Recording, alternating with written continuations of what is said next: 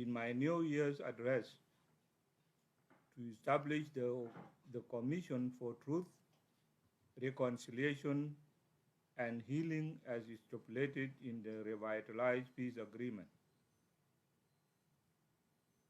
The establishment of truth and reconciliation is also demanded by our National Human Rights Commission. The objective of the Truth and Reconciliation Commission is to receive the document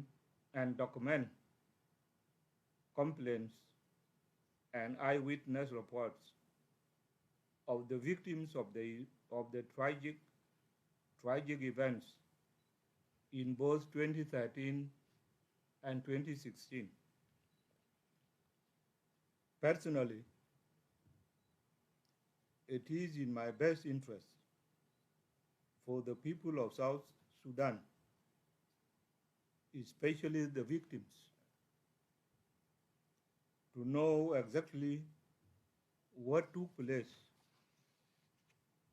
during those two unfortunate events. Having said this, I would like to state that we are aware of and acknowledge the views of those who see the establishment of hybrid court for South Sudan as the priority. However, we also strongly believe prioritizing punitive justice will take away from the goal of reconciliation, which is what is needed the most in our country. Ladies and gentlemen of the press, the government do not deny, minimize, or shy away from prosecuting those who committed crimes. We have demonstrated this through our actions. We have prosecuted people and imposed considerable prison sentences to those who were found guilty, including our own soldiers. I am also mindful that what we have done and the position we have taken on issues related to human rights violations are not shared by some of our partners. At times, this creates a situation where our views are misrepresented in the reports compiled by them. This situation cannot serve the interests of the victims who suffer atrocities. If any,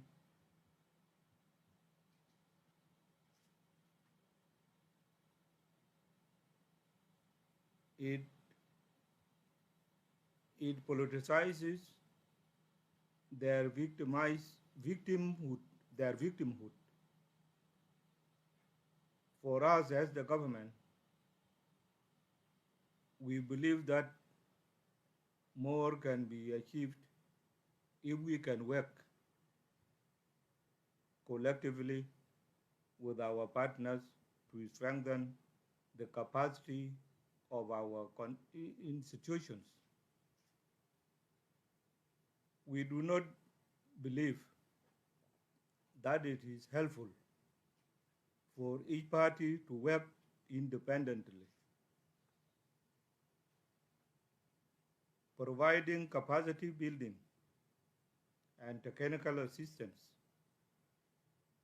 locally in areas related to human rights protection, for example, can go a long way in improving the situation. This path can deliver more results than the current reports written independently by our partners and circulated internationally with the sole goal of applying pressure on the government.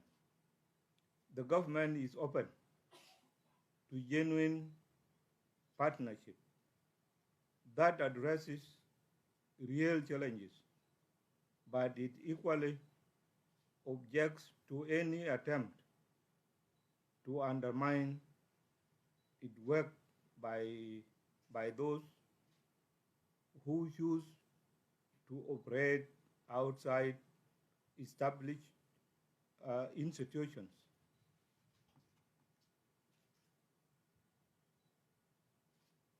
With all we are going through, real cooperation with our partners is an ideal path for us. For instance, we are faced with prevailing insecurity in certain parts of our country, driven mostly by cattle rustling, intercommunal violence, flooding, food insecurity, issues, food insecurity induced by climate change. These are areas where we can collaborate to achieve desired results for their people. We also need this real partnership in the implementation of the revitalized peace agreement, which we are committed to implement despite the challenges we are facing. The revitalized peace agreement we are implementing is an ambitious document. This fact is often discounted by those who think it should be implemented overnight. The full implementation of this agreement cannot be done without having a sustained dialogue among the parties. In the process of dialogue, we as parties to the agreement at times hit minor bumps on the road. In light of this, I would like our people to consider the recent SPLM IO Political Bureau resolution that came out from its meeting held on 11th to 14th of March 2022, and other communications they have shared with the public as part of sustained dialogue.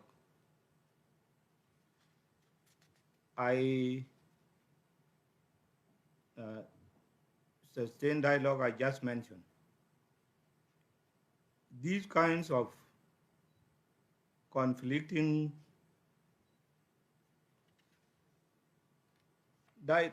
positions are expected in the implementation of a complex agreement like ours. To ensure that no one panics from this, I'm assuring you that the implementation of the revitalized peace agreement is on track. We all consider this agreement as the path to our stability, and I'm committed to working with our partners to implement it. For the implementation of the revitalized peace agreement to be genuine, we need transparency on the root causes of the conflict. It is for this reason that I am directing the National Security Service and its partner, the BRL law firm,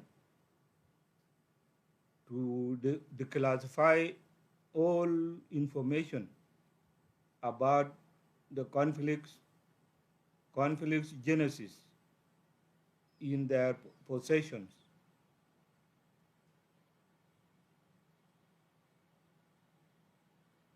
Intercepts audios and personal accounts. This is very important so that the people of South Sudan know the truth and judge for themselves from the position of this acknowledge. From this knowledge, we must say the truth, because genuine reconciliation has its basis on it. This will also support the process of healing in our country. Having said that, I need to state clearly that those who may be implicated by the declassified information that is going to be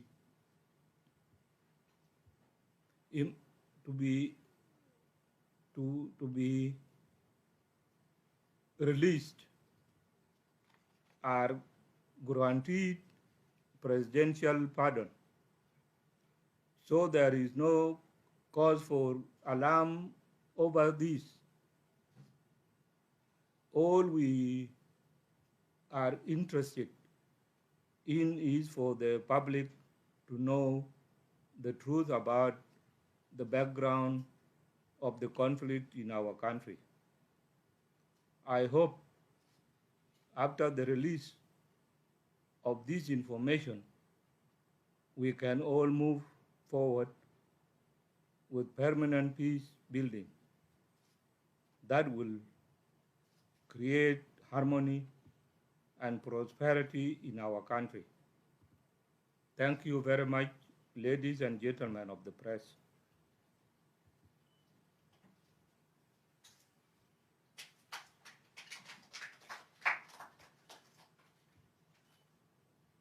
We may take one, two, or three questions from the floor. Thank you. Go attend. Administer.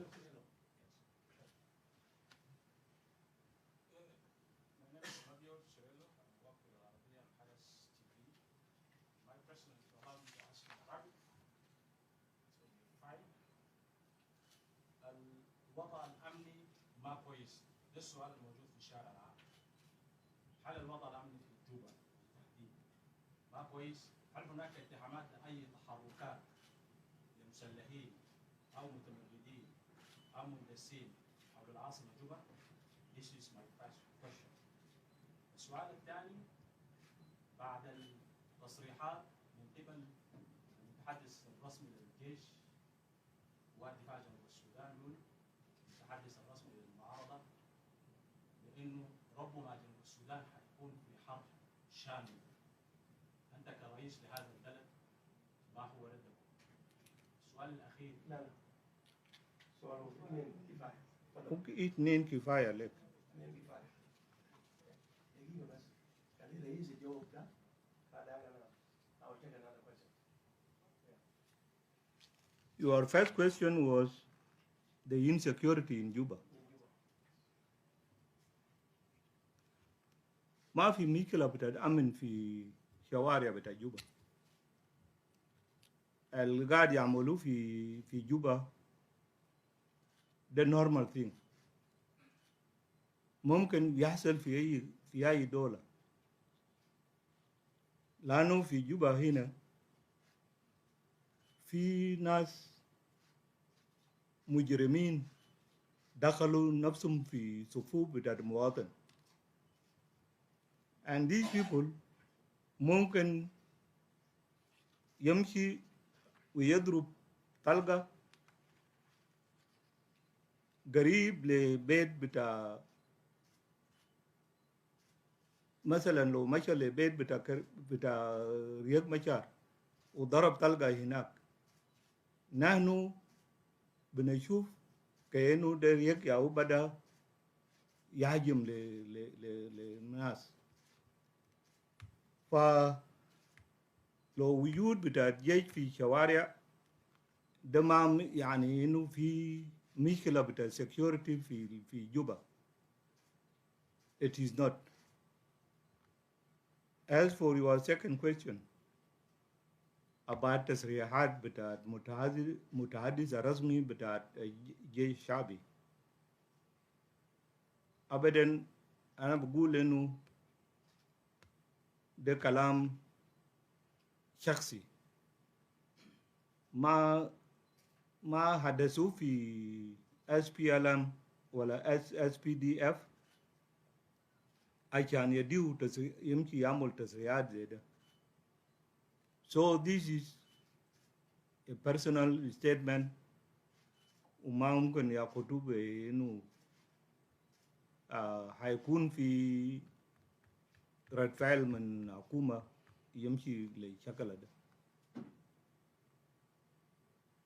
Thank you, Your Excellency. You have just acknowledged that you have reached a minor bump on the road to peace implementation. What will you do to address the current political deadlock with your main peace fighter? Thank you. Well, there is no obstacle that cannot be solved. Any obstacle on the way, you must resolve it before you proceed forward. So if there is anything, I talked about dialogue before here. So if there is dialogue, all the obstacles can be resolved. ما في حاجة أصعب من إنه human being يمشي ورا المشكلة بتاعه. Yes, the last question. Thank you, Your Excellency. Your points are very clear. Welcome, Simon.